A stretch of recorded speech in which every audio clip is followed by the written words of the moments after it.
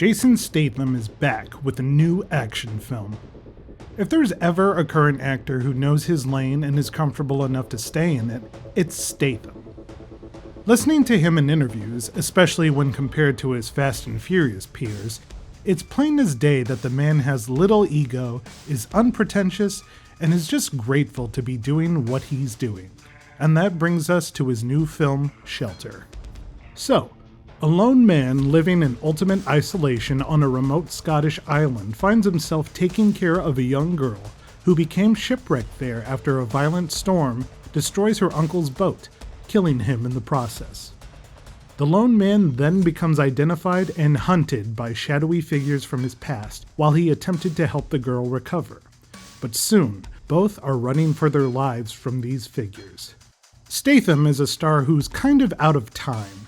He found success in the early 2000s in the action genre with the Transporter series, and was able to follow it up with the Crank series, the Expendables movies, and the Fast and Furious franchise. And yet, he seems like he probably would have been more at home as one of the action stars of the late 80s and early 90s. Shelter also feels like the kind of movie that could have seen more success in that era. In short, the movie doesn't bring that much new to the table. It's very formulaic and has its obvious influences.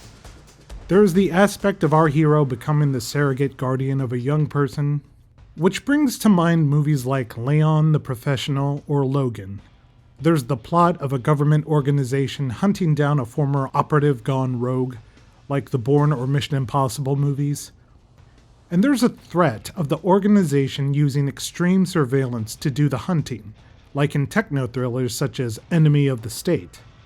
Despite all these familiar elements though, the film's director, Rick Roman Waugh, elevates the film so that it still feels engaging and entertaining. Waugh, whose past credits include Snitch, Shot Caller, Angel Has Fallen, and the Greenland movies, has a knack for making his films thrive when their scripts feel somewhat limited in creativity. This is a true throwback movie where everything is what they need to be, and there's nothing truly unnecessary thrown in to convolute the film. At just over 100 minutes, it's in that sweet spot, where it could have been a 90-minute film in the past, but scenes are now allowed to breathe and elements develop without feeling rushed. Statham here plays Michael Mason, who is sort of a departure from his usual tough guy roles. He's more of a broken soul this time around. He lives in seclusion and doesn't talk to anyone but his dog, who he hasn't even given a name to. He just works to maintain his house, and the only real entertainment he has is a game of chess, in which he plays by himself. Mason is regularly given supplies from the mainland by a man and his niece. The niece is a teenage girl named Jessie, who is played here by Bodhi Ray Brannick. Jessie is curious about the mystery surrounding Mason, and when Mason is quick to jump to her rescue after the storm, she forms a bond with him and feels the need to rescue him from his sadness and loneliness.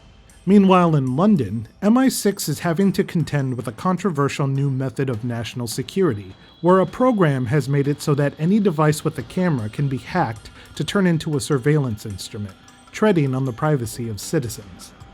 There's a subplot of the bureaucracy behind this experimental program which involves Bill Nighy and Naomi Ackie butting heads over the use of this method.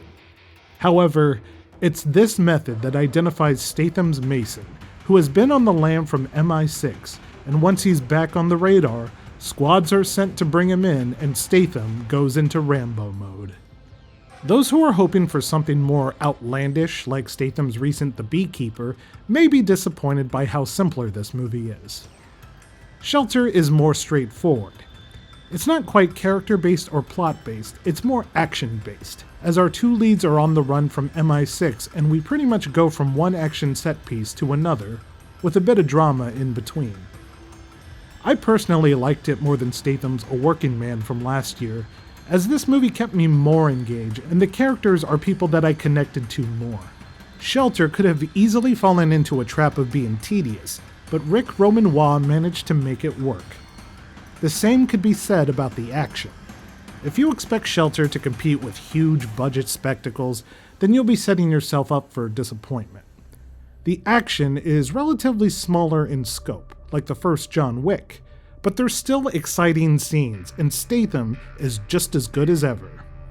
Speaking of John Wick, there's even a sequence that may remind you of the nightclub shootout in that movie. As mentioned before, Shelter doesn't try to be more than it needs to be. The characters are developed well enough and they give you something to root for or against when the excitement starts. However, there isn't too much more to them than their archetypes. Bill Nighy and Naomi Ackie are reliable in their roles, but they're not much more than government talking heads in movies like these. Special attention must be paid to Branagh, though. She carries most of the emotional weight in the film and makes the best of what she's given. She can be seen recently in Hamnet, and I can see her becoming a formidable actress on the rise. If you want a throwback film like they just don't make anymore, seek Shelter. Rick Romanois delivers on the action. Statham delivers on the action as well. It's just an old-school, bone-crunching film.